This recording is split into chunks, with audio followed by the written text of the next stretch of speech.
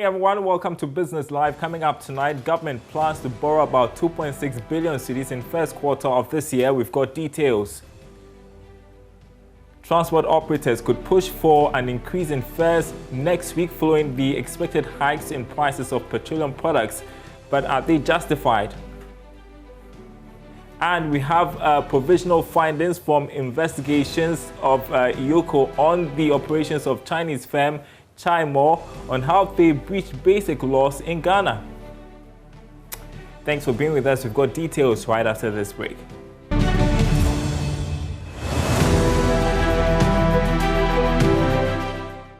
Government will borrow 2.6 billion cedis as fresh monies to meet its financing requirements in the first quarter of this year. That's according to its issuance calendar. Charles AMOAH, there's more. According to the issuance calendar for the first quarter of this year, government plans to issue a gross amount of 22.3 billion cedis, of which 19.7 billion cedis will be used to roll over maturing debts. Per the calendar, the 91-day treasury bill will be the largest amount that the government will be looking to raise. It is expected to raise about 10.4 billion cedis. The lowest amount of about 111 million cedis will be done through a 20-year bond, whilst the 91-day and 182-day treasury bills will be issued weekly. The 364-day treasury bill will be issued bi-weekly. This will be done through the primary auction, with settlement being the transaction date plus 1 working day. Financial instruments of 2-year up to 7-year will be issued through the book building method, which means the pricing guideline or interest rate will be set before flotation. The issuance of the 20-year bond will, however, be done via shelf offering, which will give the government the ability to control the price. It will, however, be reopened based on investors' request and on-market conditions. Ghana's public debt hit a little over 273 billion cedis, about 71% of gross domestic product in September last year. Now, let's turn to a story that has made headlines this week, the operations of Chinese firm CHAI. Now, provisional investigations from the Economic and Organized Crimes Office, EOCO, reveal massive breach of laws by the Chinese firm. Here's more in this report. We understand that the Economic and Organized Crime Office had already been investigating the firm since June last year, based on complaints from some quarters. This was way before the Securities and Exchange Commission actually submitted a letter dated January 4th, 2021 to EOCO to also look into the operations. In the said letter, the SEC wanted EOCO to look into the operations and take action against CHAI because they are undertaking some capital market activity without the required license. Joy Business is learning that EOCO during the investigations managed to engage officials of the Chinese firm to really understand what they were doing, which they claim is an e-commerce business. But after the investigations, it came to light that the firm was actually engaged with other activities not allowed to do. EOCO, in their provisional report, noted that despite CHAI's registration with the Ghana Investment Promotion Center, the firm also needed a license from other regulators, like seeking approval from the Bank of Ghana to engage in the said e-commerce venture, which the firm itself admits. EOCO also cited the firm for undertaking some capital market dealings, which it also needed blessings from the Securities and Exchange Commission. It is, however, not clear whether EOCO may call for the shutting down of the company or prosecution. Meanwhile, the company in question, CHAI, in a notice to its customers issued today, assured them that there is no cause for alarm. In the said notice, the firm is insisting that they are an e-commerce trading platform where goods are traded, arguing that their operations do not fall under the supervision of the Securities and Exchange Commission or the Ghana Investment Promotion Center. According to them, their operations do not require the supervision or approval of these regulators. The firm, in the statement, challenges the Investment Promotion Center as well as the Security and Exchange Commission to come up with some evidence to back their claim, as they insist they are not taking any deposits from clients or indulging in any investment activity. Now, the National Board for Small-Scale Industries has opened applications for micro, small and medium enterprises to seek support for their innovation and digitalization drive.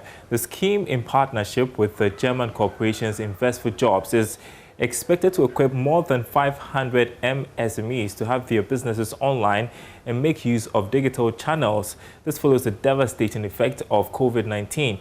Executive Director of the board, Kosiyanki Aye, told Joy Business that this scheme will be a relief for small businesses. There's more. As much as possible, our partnership, it's a 1.5 million euro, which is 10 million Ghana cedis approximately. Our goal is to bring on board partners who would go into about 500 MSMEs and provide them with the tools and the needs that they have under digitalization. If it's a website, if it's an e-commerce portal, if it's even access to payment systems, if it's access to opportunities to sell their products at a time like this. Because if you're aware, when COVID-19 really happened, it impacted the way we do business. It impacted how we receive funding. So to be able to strengthen the businesses, our partnership with GIZ focuses on really building the strength of these businesses so that we can grow them at a time such as this. Do you have an expected number of beneficiaries from this? I think our target as a team, between GIZ and ourselves, has been working around 500 SMEs, really translating into about 1,500 plus jobs is what we seek to work with and support over time. SMEs can access the application on the website of the MBSSI or the business advisory centers located in the various districts of the country. Now, stationery dealers are worried about the slow pickup in sales as basic schools reopen for Monday, January 18. Buyers are also complaining about the cost of stationery items. President Akufo-Addo announced the reopening of basic schools for Monday when he last addressed the nation on the COVID-19 situation.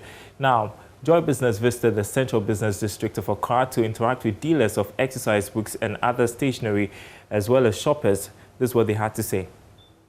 Business is picking. Yeah. To compare with the previous times when there was lockdown, I may say now we have started another era and the books are picking. We are getting back to the former time as it was. They are patrolling. Yeah, they are coming in their numbers. Upon all the difficulties, financial difficulties, I can see people are prepared for education, so they are patronizing. As for the prices, what I can say, there is a little bit hiccup in prices. A little bit hiccup in prices. Is it affecting your business? It's well. It is. It is affecting the business as well as the customers who are buying. Because at first, let's say if the person can buy about 10 books, now he cannot buy it at 10 books, he can buy only at 5. So more or less it's affecting. Yeah. For now, it's just small. They're just buying the stationery. And those people are going to the phone to enter. They are buying the past questions. Oh, before the reopening, it's very hard for us as booksellers because as the lockdown has come, the schools have closed. Some of the parents, they come for storybook for the children. Some they are doing the classes for house. They come for the past questions. Apart from that, nothing.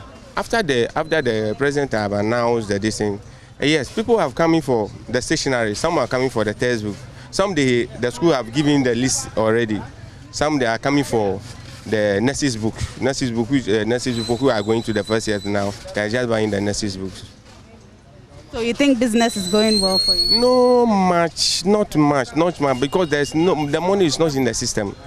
There's no money. Yes, as you said that there's no money. The parents, if they come and instead of the books they buy for 5, they only buy 2 and go and come buy 1. That's like that. As the textbooks are not ready in the market, they are starting to buy the stationaries because all the publishers' textbooks are not in the market. So the parents has decided to buy the stationaries for their children to send it to school. When they go to the school, the teachers will give them the list of the books so that they will know the publishers' books that they are going to use before they will come and buy the textbooks. Oh, it's going fast. All the people here are buying stationaries, and it's good for us. Just that the Nataraj people has increased their prices. This is affecting the cost of the stationaries. So the parents are suffering. And I'm appealing to the government that they would allow the Nataraj people to reduce the prices so that the parents can afford to buy it. I'm here for textbooks and exercise books for my son, yeah. But actually, I think things have changed. The prices have increased a bit. So I have nothing to do. Once they are going to school, I have no option than buying it. Yeah. I came to get an exercise book and notary for my little sister. But I was expecting to buy them around 40 Ghana cedis. But due to what she wants the Nataraj items. And I was told the Nataraj is now expensive. So with the expectation that I came in with, I realized that I had to pay 60 Ghana, but I was expecting to pay 40 cedis. But all the same, we are managing small. Since school we are reopening, we have no choice but to purchase it. So we are okay. Well, meanwhile, some fashion designers within the Kumasi metropolis say business is recovering gradually since the president announced resumption of schools from the long COVID-19 break. Business went down drastically during the period of the pandemic, which made statutory payments to government a challenge. Now, players in the dressmaking industry are hopeful of recovery. More in this report. A number of businesses suffered a setback at the peak of the COVID-19 pandemic, which led to the layoff of workers. Small and medium enterprises were mostly affected. Businesses are gradually bouncing back as the government eases COVID-19 restrictions. Fashion designer Abubakar Sadiq Usman is hopeful business will bounce back if COVID-19 cases do not worsen. Since the president have been lifting the ban gradually on social events and everything, now that the schools are open, we hope within the next 3 months the economy will be back to its feet. Everything will be back to normal. Like, we just pray this disease and this sickness goes down. As school reopens, dressmakers are looking forward to regaining losses recorded during the peak of the COVID-19. COVID-19 nearly collapsed my business. We were not getting contracts. All my workers were at home. Business went down, but now that school has reopened, we are getting contracts from schools. We thank God business is gradually picking. We pray it will continue. We believe business will peak once schools are reopened. Chief Executive Officer of UniGA Fashions, Janet Abobigu, says adopted strategies at the peak of the COVID-19 had been helpful for her business. The company is currently sewing uniforms and face masks for schools. Mrs. Abobigu believes business will peak now that students are going back to school. Those who are cooking for the schools, those who are selling books, pen and pencils, many people do business in schools. And all those businesses were collapsed. So now they are going to start. I think business is going to move again. Prince Apia reporting. And you're watching Business Live. We are taking a short break. When we come back, we'll be talking strategies for 2021. Stay tuned.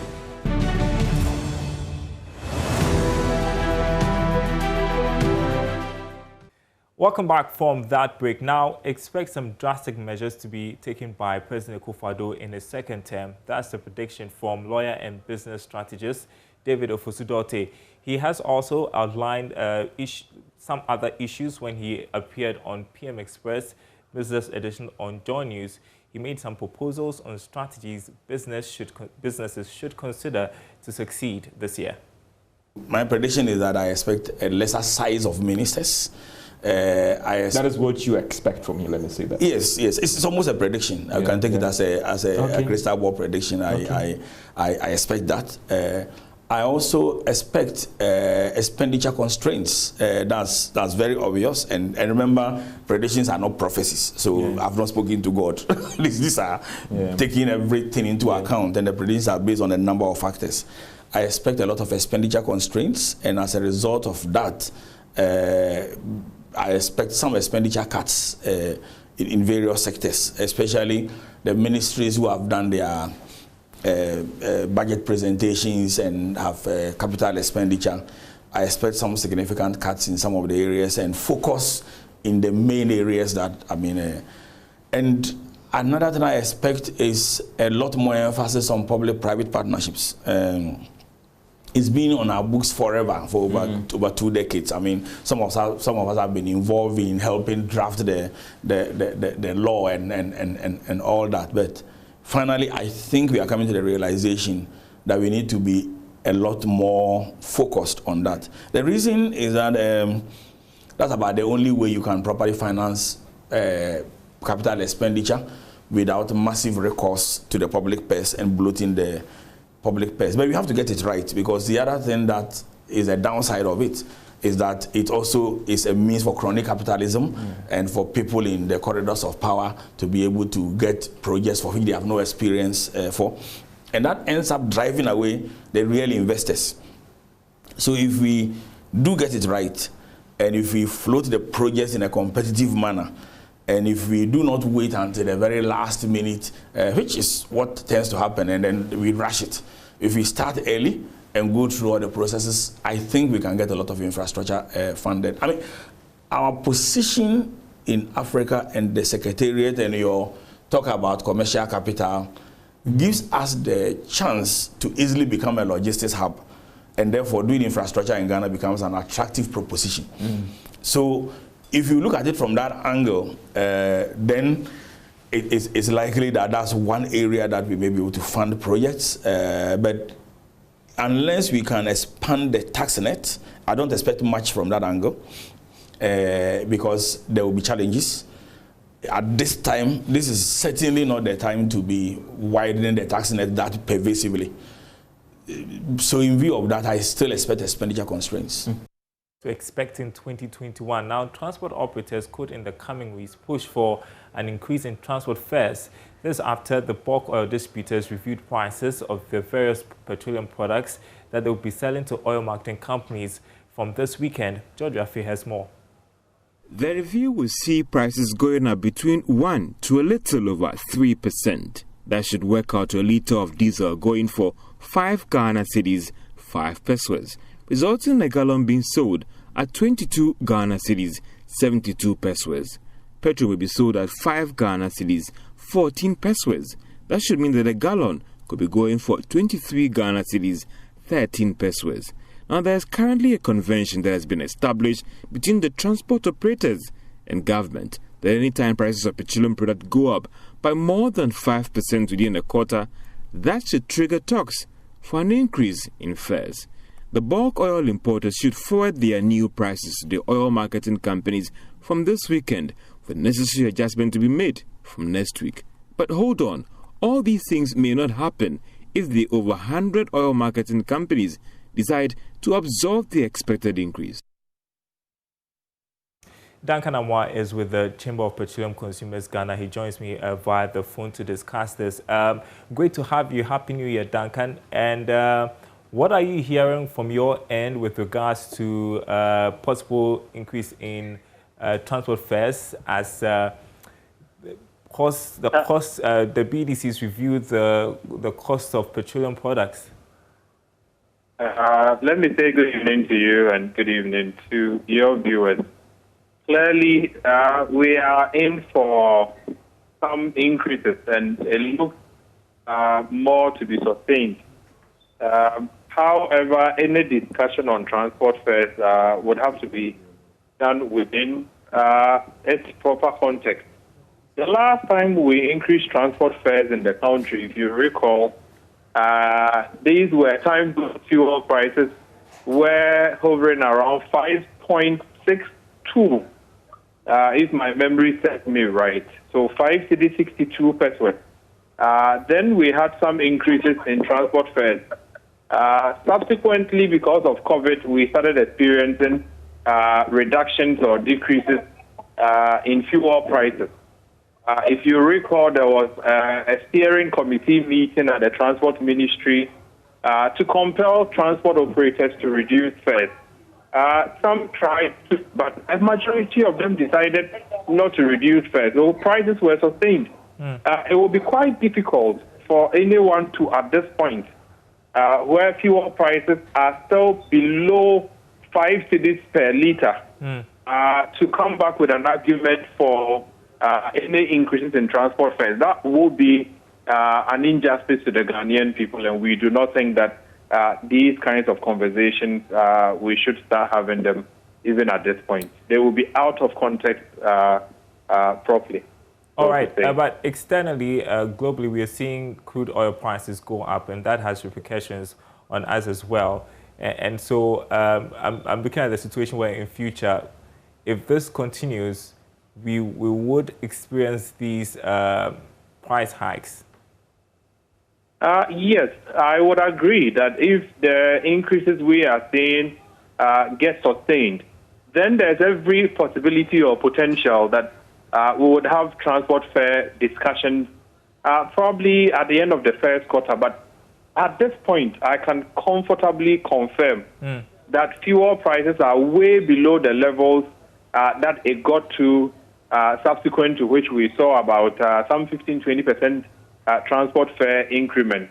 Even when prices reduced and there was a communication for them to reduce transport fares, a majority of them blatantly refused. So until we get to the 5 cedi, 550, 5 cedi, 60 and beyond, it will be quite difficult for any transport operator to justify any such discussion around increases simply using fuel prices. Of course, unless we are also going to be discussing other factors such as what do you call it? The cost of spare parts and probably other operational dynamics. But down to fuel prices alone, I wouldn't want to believe that any transport operator would at this point be asking for increases in transport fares. Like I said, that will be injustice to the Ghanaian people. We are seeing signs of what could happen in the future. I mean, if externally fuel prices or crude oil prices continue to go up, in the interim, what can we do to cushion the consumers? We have said, in fact, we said this earlier, before the end of 2020, that the country would need a different strategy. A strategy that allows you to use your institutions like BOST and TOR to internalize or localize some of the issues.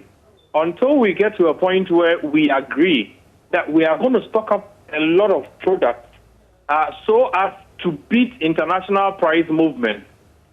If we continue to be price takers, where we moved up to 60, we are forced to go to the market to take up 6.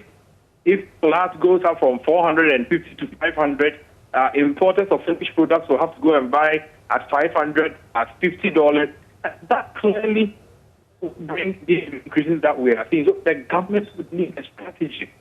I do not know how soon anything will be put in place, but until we put in some measure, mitigating measure that says we are going to get at least some stocks for the country, we are going to get the Tama oil refinery operational to ensure that the crude Ghanaians produce here offshore, we can at least get some to the refinery to process.